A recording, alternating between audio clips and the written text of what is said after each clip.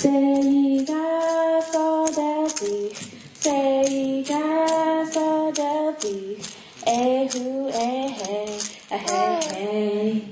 O nga kunak, sinesohawi runga, asi Inupiaq runga, kaiwa runga. This is Kunaq. Me learning to butcher seal at my childhood camp, 12 miles out of Sinesohawi, Nome. It has been my foundation to learn our cultural values and skills as an Inupiaq and Kiowa woman. The hard work that goes into harvesting and subsisting our animals and plants has been a foundation also in my artist world, and is something that I really value. And another component of who I am as a mother. But we don't want to talk about that too much, a little bit more about myself.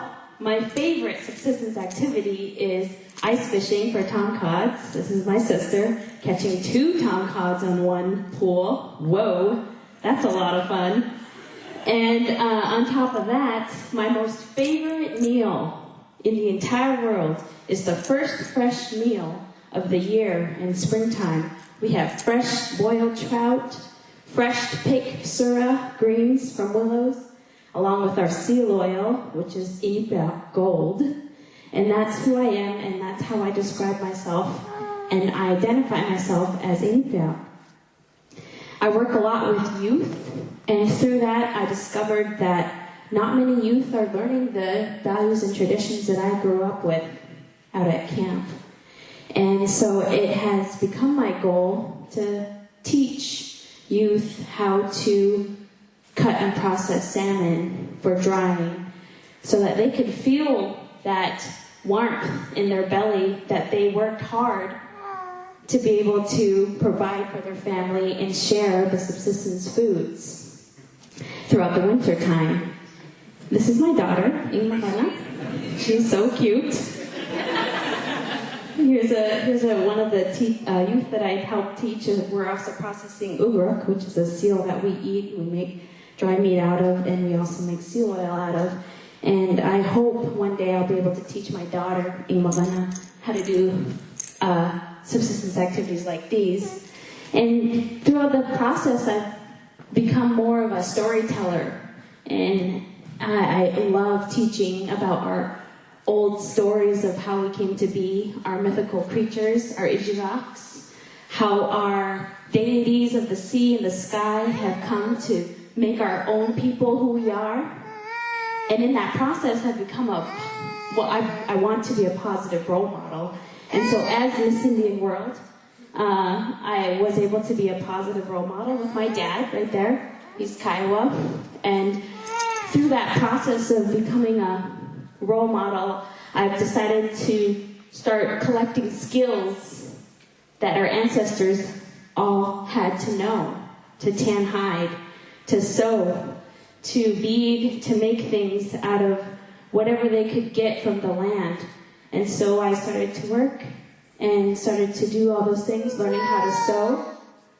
The value of our saliva, you see me chewing on the sealskin. The saliva, for some reason, is just a chemical balance with it, makes it pliable and able to work with.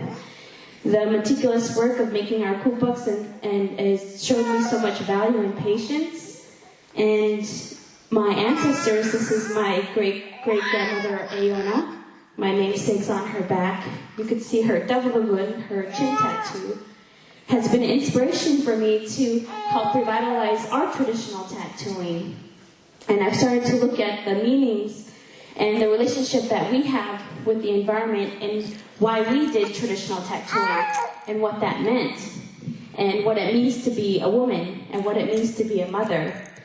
And so I started to do more research in that, and I myself have become a traditional Inuit tattooist and have started to become, I like to say I'm providing a service for Inuit women and my daughter to, if they want to be a part of that ceremony of becoming a woman, of acknowledging accomplishments that they've gone throughout their lives. And that revitalization has been a part of us reclaiming our identity and healing from historical traumas.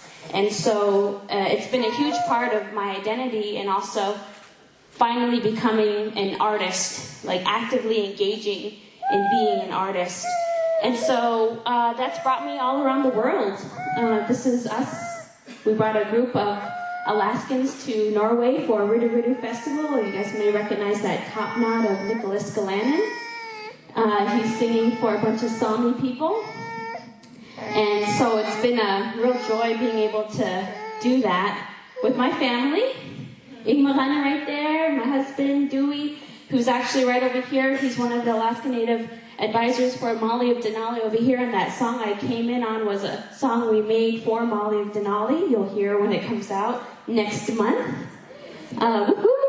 And so I wanted to make sure that I acknowledge my family and my roots. And so my project with Rasmussen is to create new fancy parkas for me, my husband, and my daughter with our traditional Inupiaq design. Like this. This is my family's design.